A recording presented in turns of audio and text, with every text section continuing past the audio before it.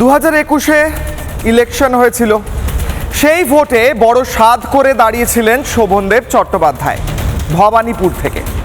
ভোটে লড়ার ইচ্ছা, ভোটে লড়ার অদম্য চেষ্টা সব কিছুই করে জিতেও গিয়েছিলেন 28,000-এর বেশি ভোটে। আর সেই একই ইলেকশনে নন্দীগ্রাম থেকেও বড় স্বাদ করে দাঁড়িয়েছিলেন মমতা বন্দ্যোপাধ্যায়। হেরে গিয়েছিলেন, কিন্তু মুখ্যমন্ত্রিত্বটা বজায় থাকতে হবে। বলির পাঠা কে হবে?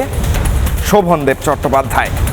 জিতে গিয়েছেন তো কি হয়েছে, সিটটা ছেড়ে দেওয়া হোক।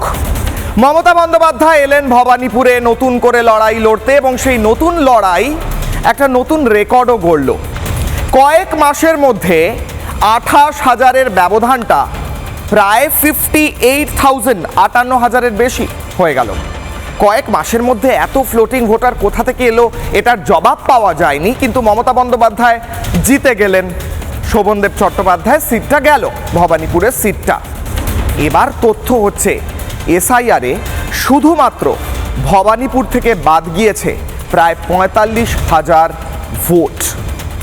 ওই যে 58,000 বা 28,000 যাই হিসেব করেন না কেন 2021-এর, এই 45,000 তো বাদ চলে গেল। বাঁচলো কতটুকু?